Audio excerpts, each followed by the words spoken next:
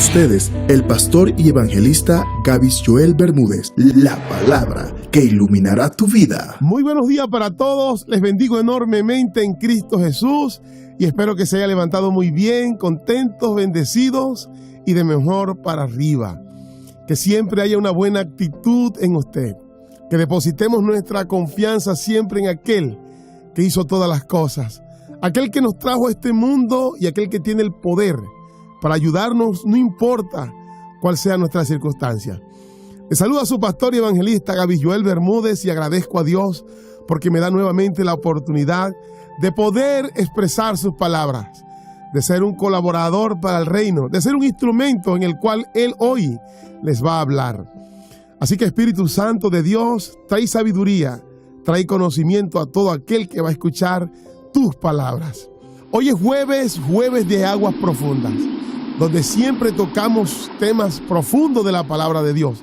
Temas que a lo mejor no se acostumbran a hablar, que a veces tenemos la interrogante, pero nos da pena preguntar o simplemente nos conformamos con que no entendemos. Le damos gracias al Señor porque en esta sección tocamos este tipo de temas. Por eso lo hemos llamado Jueves de Aguas Profundas. El tema en el cual hoy vamos a estar meditando no es un tema fácil, es un tema bastante controversial, es un tema en el cual encontramos mucho debate, tanto de creyentes como no creyentes. Y el título del mensaje es: aquellos que hemos abrazado la fe y hemos creído en Cristo Jesús, ¿podemos embriagarnos? ¿Podemos tomar bebidas alcohólicas? Le confieso que este es un tema que hace mucho tiempo quería compartir. Hace un tiempo también un oyente fiel de Lámpara a tus pies me dijo que tenía muchas dudas sobre este tema, que cuando se encontraba en alguna conversación con personas no creyentes, mencionaban este tema y él se encontraba sin ningún argumento. Simplemente le habían enseñado que tomar trago estaba mal, que embriagarse y emborracharse no estaba bien delante del Señor. Pero es allí donde muchas veces nosotros como pastores, como evangelistas, maestros, debemos tomar la tarea de no simplemente decirles a las personas las prohibiciones que Dios nos demanda, sino también darnos la tarea de explicarles las consecuencias negativas que tienen ellas. Y por supuesto pedirle al Espíritu Santo que de una manera especial, espiritualmente hablando, nos dé esa convicción para saber qué es lo que nos edifica y qué es lo que no nos edifica. Porque nuestro Señor Jesucristo le dijo a los discípulos: yo dejaré otro consolador, que hará el trabajo de un tutor, de un maestro. Él les redarguirá y les enseñará todas las cosas que yo os he mandado. Y como lo hemos mencionado en otras ocasiones, esto lo hace el Espíritu Santo a través de la palabra de Dios. Y Él reparte los dones y ministerios en los cuales Él trabajará conjuntamente para cumplir esa meta de enseñarnos. Antes de entrar en materia, es necesario saber, como dijo Pablo, que todo me es lícito, pero no todo me conviene. Todo me es lícito, pero no todo me edifica.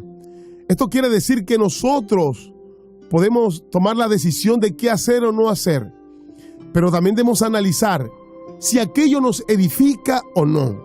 Y esto nos lleva a analizar que la pregunta que debemos responder en sí es que si lo que hacemos está reflejando el carácter de Cristo. Entonces, una persona embriagada, borracha, ¿considera usted que está representando la imagen que Cristo nos dejó? Por supuesto que no. Por eso Pablo nos dice que nosotros debemos ser imitadores de Cristo, analizar sus enseñanzas, analizar su buen ejemplo. Ahora bien, vamos a tocar varios puntos referentes a este tema dentro de la palabra de Dios, porque hay algunas citas que nos pueden llegar a confundir si no lo analizamos de la manera correcta. Vamos a observar qué nos dice nuestro Padre Dios sobre este tema. Vamos a observar qué dice la gente y todas las advertencias que hay sobre el tema de la embriaguez. Comencemos con lo que dice la gente. Muchas personas inclusive han tomado citas bíblicas para poder justificar que el trago no tiene nada de malo. Pero el problema es si realmente lo están entendiendo de la manera como Dios lo está hablando. Por ejemplo, muchas personas dicen que el tomar no tiene nada de malo. Lo primero es que nuestro Señor Jesucristo convirtió el agua en vino allá en las bodas de Caná. Pues sabemos que todo esto tenía un sentido más espiritual, que humano. Pero sin embargo, esto fue una realidad y muchas personas lo podrían tomar para justificarse. Otra cita bíblica está en Eclesiastés 3:13. Dice, y también que es don de Dios que todo hombre coma y beba y goce el bien de toda su labor. Muchos dirán, se dan cuenta que no hay nada de malo en tomar. La Biblia lo está diciendo. Otro escenario es donde nuestro Señor Jesucristo, en la última cena, sentó a sus discípulos y tomó el pan y el vino. Por supuesto, todo lo que estaba sucediendo aquí era un acto simbólico y espiritual, pero como quiera, tomaron el vino. Por último, vamos al libro de Deuteronomio 14, 25 y 26. Entonces lo venderás y guardarás el dinero en tu mano, y vendrás al lugar que Jehová tu Dios escogieres. Darás el dinero por todo lo que deseas, por vacas, por ovejas, por vino, por sidra y por cualquier cosa que tú deseares. Y comerás allí delante de Jehová tu Dios y te alegrarás tú y tu familia.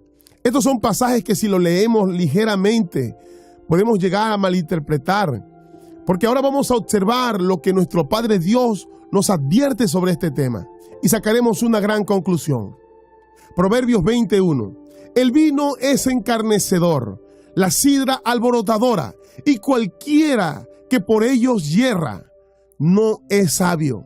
Ahora vamos al libro del profeta Isaías. Vamos primero al capítulo 5, 11.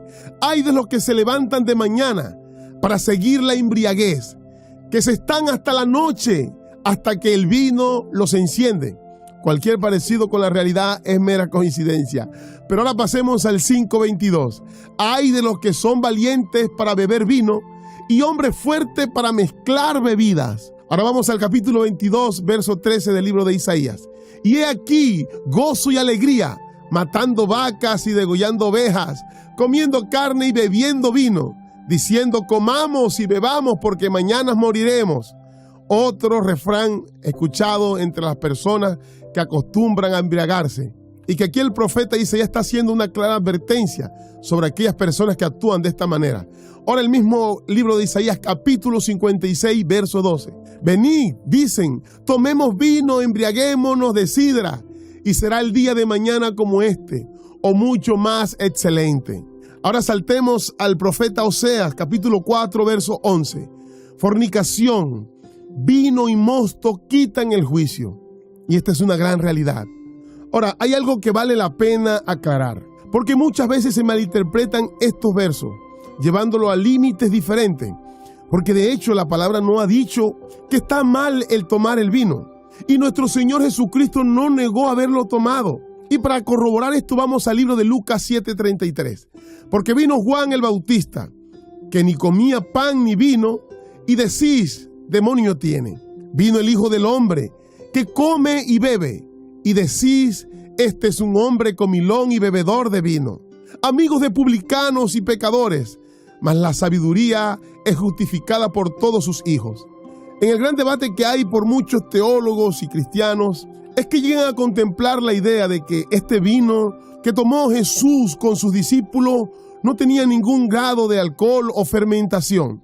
Pero otros estudiosos que debaten sobre este tema dicen que lo más probable era que sí hubiera fermentación, dado las condiciones higiénicas y al trato de estos alimentos. Se dice que para conservar estas frutas y evitar que se fermenten, tienen que estar bajo estrictas normas de conservación, que obviamente en aquella época no tenemos el conocimiento que lo había. Y de hecho es muy difícil corroborar con exactitud, porque no se tienen muestra de aquellos vinos ya que fue hace mucho tiempo. Lo que sí podemos asegurar es que no es nada parecido a lo que hoy conocemos como vino. Y esto que hemos dicho también lo podemos confirmar porque Pablo menciona que muchos que tomaban la Santa Cena lo hacían con malas intenciones al punto que llegaban a embriagarse con ese vino. Primera de Corintios 11:20. Cuando pues os reunís vosotros, esto no es comer la cena del Señor, porque el comer, cada uno se adelanta a tomar su propia cena, y uno tiene hambre y otro se embriaga. Pues ¿qué? ¿No tenéis casa en que comáis y bebáis? ¿O menospreciáis la iglesia de Dios y avergonzáis a los que no tienen nada? ¿Qué os diré? Os alabaré. En esto no os alabo, Aquí estaba Pablo reprendiendo a la iglesia de los Corintios. Y más adelante, cuando seguimos leyendo, da instrucciones de la manera correcta como tenemos que tomar la Santa Cena. Lo que sí podemos aclarar es que este vino sí estaba fermentado. Y ya explicamos las razones por las cuales se fermentaba este vino. De hecho, en una ocasión, Pablo recomienda a Timoteo a que se tome una copa para mejorar su salud estomacal. De hecho, este verso algunas personas me lo mencionaron para justificar que el embriagarse no tenía nada de malo. Pero vemos como una vez más distorsionan la palabra de Dios. Y ya vamos a resolver esto. Vamos a escuchar una recomendación que hace Pablo a la iglesia de Éfeso. Vamos a la carta de Efesios 5:18. No os embriaguéis con vino, en el cual hay disolución, antes bien, sé lleno del Espíritu Santo. Ahora analicemos muy bien este verso. Pablo nos está advirtiendo sobre la embriaguez, pero el pasaje en realidad no prohíbe que tomemos vino, sino que no nos embriaguemos. El texto dice, no se embriaguen con vino, sino que sean llenos del Espíritu Santo. Con todos los versículos que hemos estado leyendo, podemos observar que Dios no está prohibiendo a tomar el vino, pero sí condena la embriaguez de él.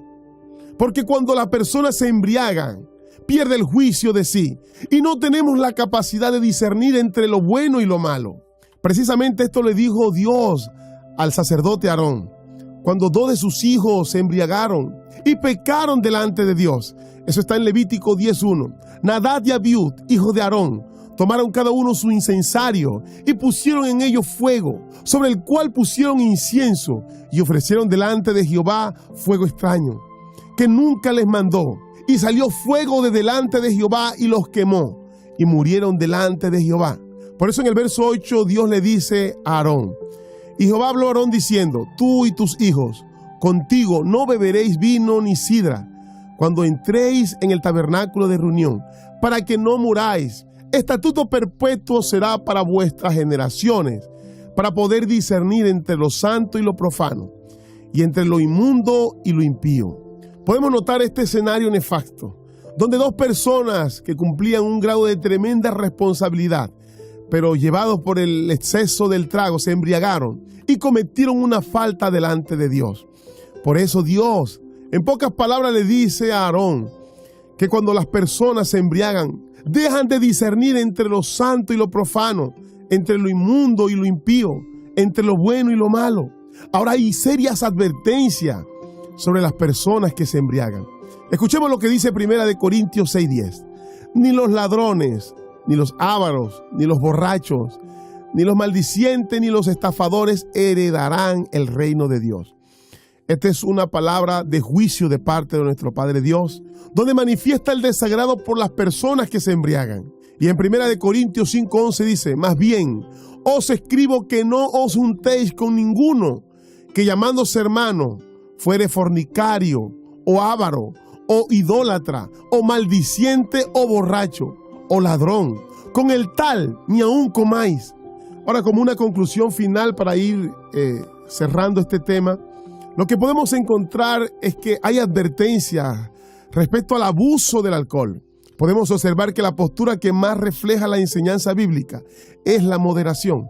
Es decir, el cristiano puede tomar vino solo si lo hace con moderación, o sea, no llegar a la embriaguez. Pero no está de más aclarar que en nuestro mundo caído y países dañados por el alcoholismo, esto no es tan simple como parece. O sea, aunque no se nos está prohibiendo como tal, podemos observar que, dependiendo de muchos lugares y culturas, esto no generará ningún provecho para glorificar el nombre de Dios.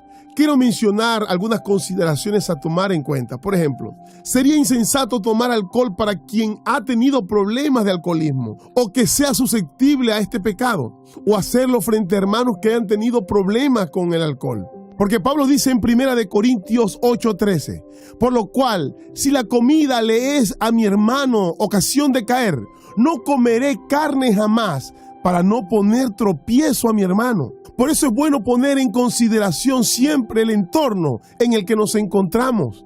Yo personalmente no consumo el alcohol por la destrucción que ha generado nuestra cultura.